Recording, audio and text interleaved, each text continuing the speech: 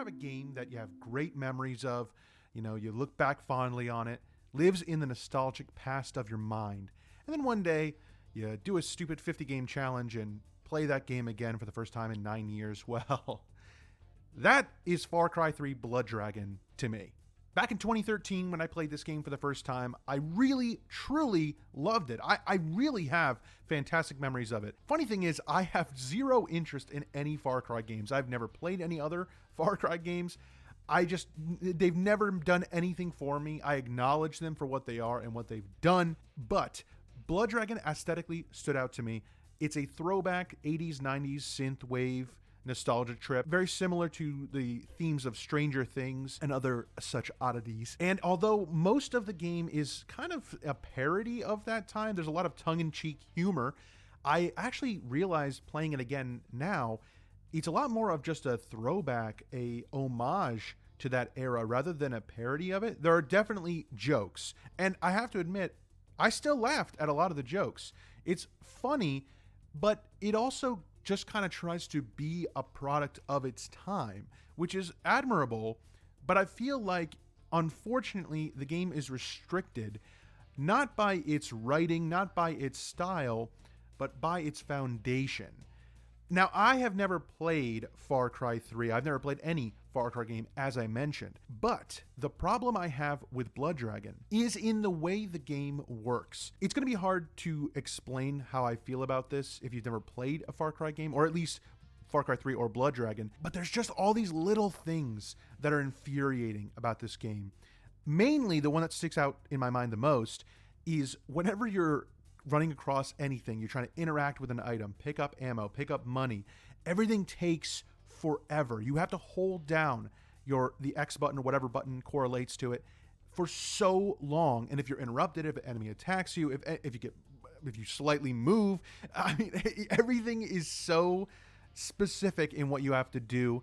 Same with reloading. I mean, like, anyone who plays any shooter knows it's habit that when you fire a gun and whatever you're firing at has been taken care of, you are going to reload no matter what. It's just an instinct.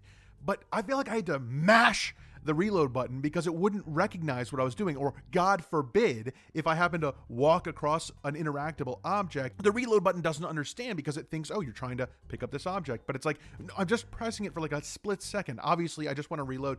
That kind of stuff is just, it drives me nuts. It feels like you're playing a game, even though it's a game that's meant to be an homage to the 80s and early 90s, it feels like a game of that era. It feels like, and I struggle to think that was on purpose. I have a feeling that's just the structure, the foundation of Far Cry 3, which they used to make this game. It's essentially a pseudo spin-off alternate universe. There's a lot of things that are like referencing Far Cry 3 that are just kind of, in my opinion, common knowledge to the gaming world. You've seen the insanity cutscene from that beginning. I mean, everyone knows, in my opinion, at least a lot of people know things about Far Cry 3, and they reference them in the game, so it's like, it's weird. The only other time I remember this happening was that Far Cry Primal game, but I don't know how much of that was an expansion on the game or if it was just using the map that the game had. I don't know, but look, Blood Dragon is fun, but it's fun for about 5 minutes, and that just gets like trampled on by all this annoying shit.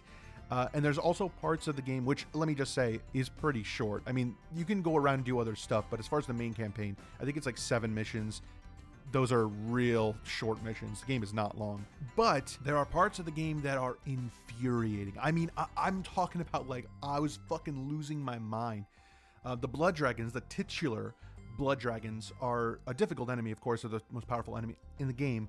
But there's one point where you have to fight 2 of them, and it's like giving you advice about, oh, you have to go hide. It's like, oh, there's nowhere to hide. You're just in an open area. I don't understand. It took me like forever to beat this fight because I didn't understand. And also, by only doing the main campaign and not doing the side missions, I feel like I was severely under-leveled. But that's just a me problem, obviously, because I'm not doing all the extra stuff. Anyway, I'm just dragging this out because I like this game. It holds a really special place in my heart for the time that I played it. But 9 years later, jumping back into it, I'm good. There's a reason I think this game has kind of been erased from history. I feel like nobody talks about it anymore. It was a product of its time. It's a nice little tongue-in-cheek throwback, but that's about it. and I'm good on the Blood Dragon front, probably for the rest of my life. So, yeah, I'll catch you guys next time.